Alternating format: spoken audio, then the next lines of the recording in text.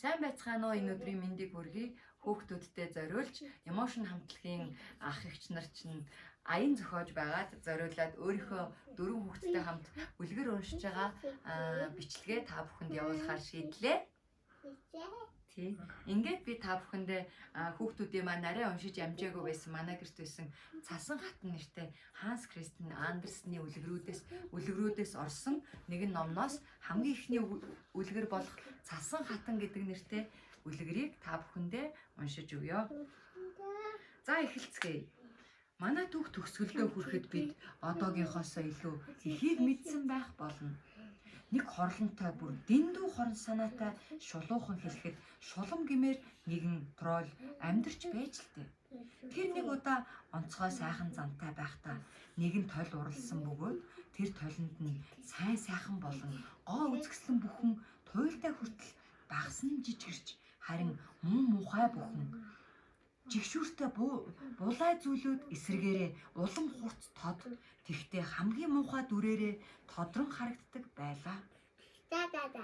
Ой үзэгсэн цоорхоо тэнд чансан бууцаа шиг харагддаг бол хүмүүсийн сайн нь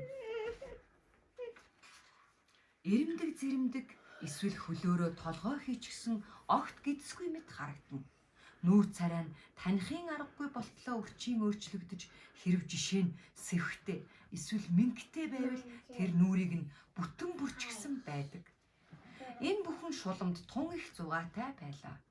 Хэрв хүний толгойд сайн сайхан ачтай буянтай бодлоо санаа орж ирвэл тэр нь толинд тусахдаа төсөөлөхийн аргагүй ярваймаар муухай юм болдог ба үүнийг харсан тролль өөрийнхөө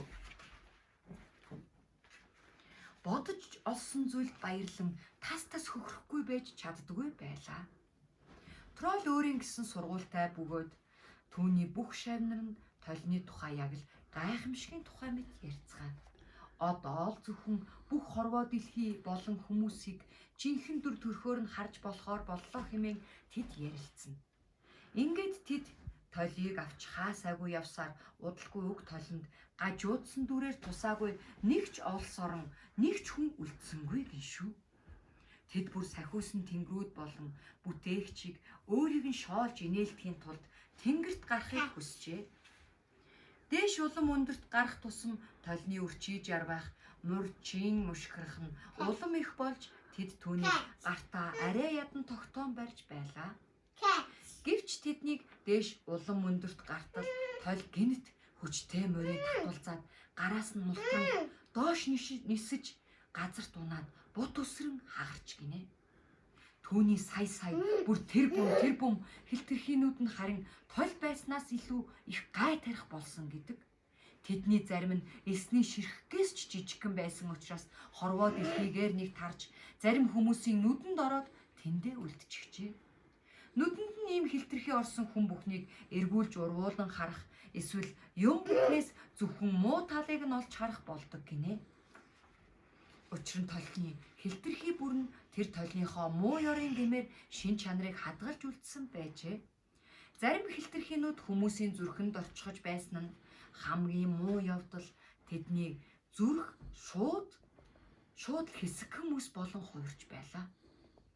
Эдгээр хилтэрхийнүүдийн дунд бас цонхны хүрээнд ч хийж болохоор том хилтэрхий байсан ба харин энэ цонхоор өөрийнхөө сайн найз руу харах хэрэггүй. Эцэст нь бас нүдний шил болчихмоор хилтэрхийнүүд ч байсан ба хэрэг хүмүүс ямар нэгэн зүйлийг нарийн харж үнэн зөв тодорхойлох зорилгоор тэд шилийг зөөвөл зөвхөн гай зовлон болдог байлаа.